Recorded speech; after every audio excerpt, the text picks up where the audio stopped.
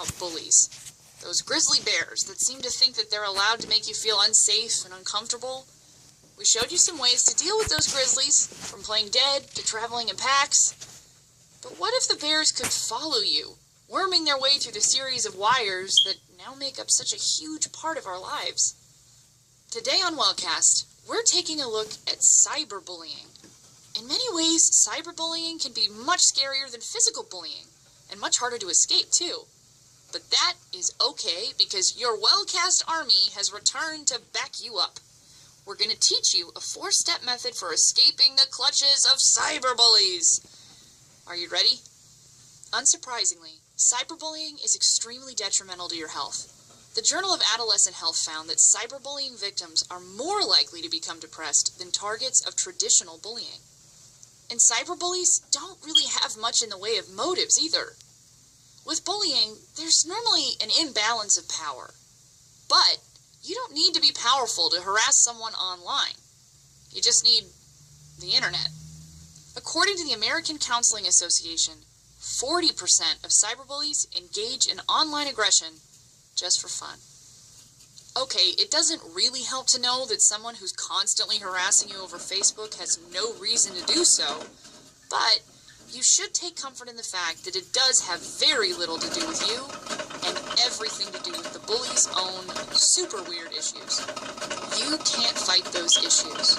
What you can do is learn how to avoid cyberbullying when possible and extract yourself from the situation when it's too late to avoid it. It's time for our Step 1. Privacy is prevention. Take a second to go through any place you store data about yourself online and make sure the privacy settings are airtight. Google your name.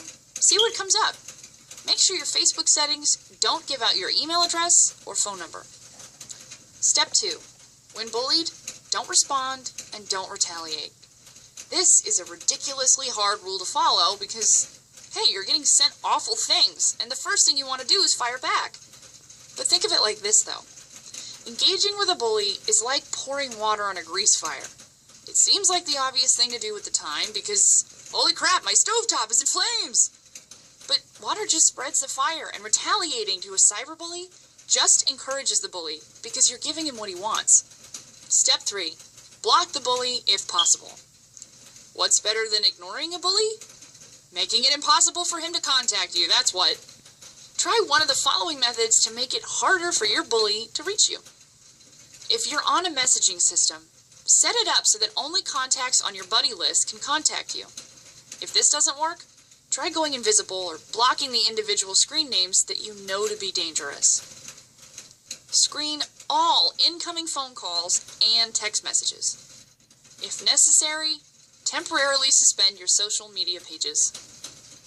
Step 4. Save the information and tell someone. First and foremost, report the bullying to the service provider, because cyberbullying is outlawed on most sites and messenger services.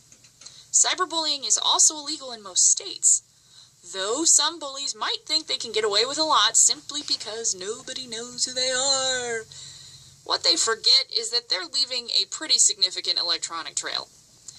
Save any threatening correspondence, email, Facebook, phones, etc., and show it to somebody you trust. This could be a parent, teacher, or friend.